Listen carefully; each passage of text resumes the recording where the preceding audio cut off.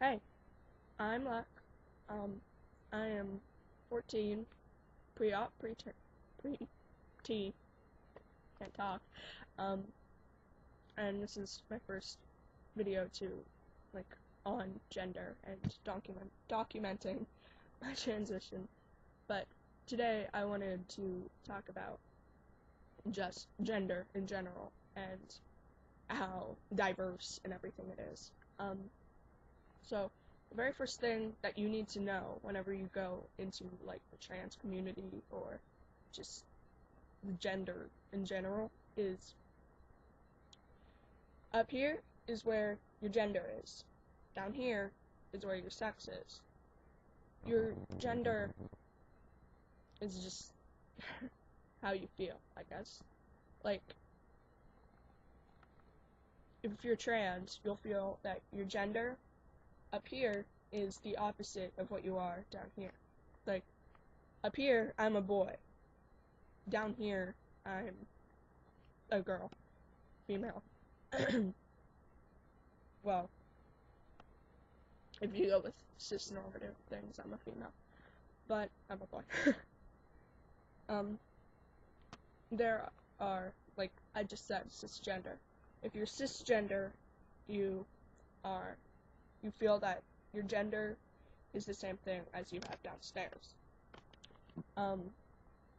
Being cisgendered it doesn't make you normal, it just makes you cis. There really isn't a normal when it comes to genders, because it's kind of just a free-for-all.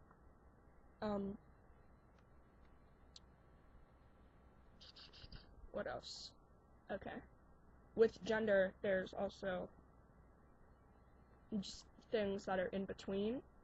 Like, gender is not just black and white, it's more of a spectrum from male to female. And then there's a few others that don't really fall in between that, and they just kind of encompass all of it or none of it. Those agendered people, they don't believe that they're any gender. There's bigendered people, they identify as two genders. There's pangender people, they identify as all genders at the same time. I know there's more, I probably just don't know. I can't remember them at the top of my head. Oh yeah, there's gender neutral, which means you will identify as a gender, like, whenever you feel like it. It's hard to explain. And then there's this huge umbrella of genderqueer, which I really don't know much about. But I guess it means that you are one gender, but you feel kind of different sometimes. I really don't know anything about it. There's also, okay, so that's gender. And whenever you do that, the very first thing, if you meet a new person and you can't tell what gender they are, the first thing I would recommend you do is not ask them, oh hey, what's between your legs? Oh hey, are you a boy or a girl?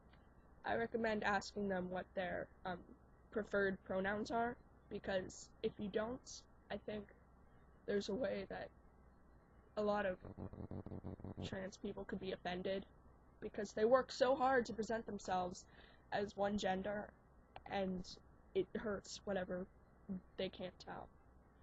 But, so just ask them what their preferred pronouns are. Sometimes they'll say pronouns like, forgive me if I pronounce them wrong, because I really don't know how they're supposed to be pronounced.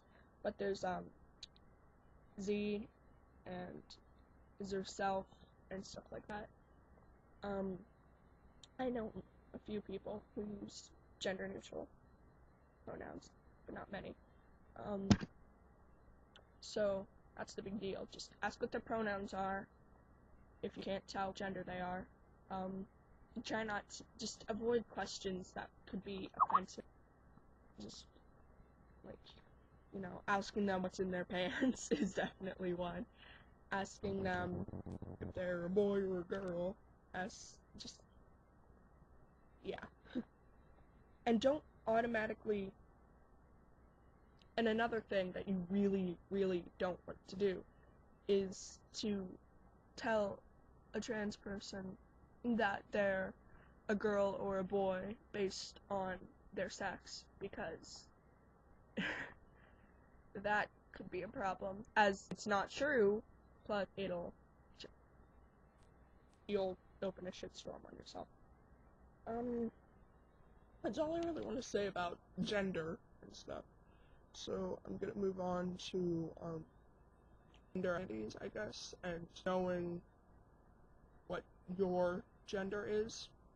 And all I really have to say about that is I can't tell you what your gender is. It's all up to you. You decide what you identify as. It's you. It's up in your brain. I can't tell you. There's no symptoms to being trans, really. You feel like you're a boy or a girl or whatever. So I guess that's really it for today. I'll probably make another video about being trans, or like sharing my story of being trans in an unsupportive environment.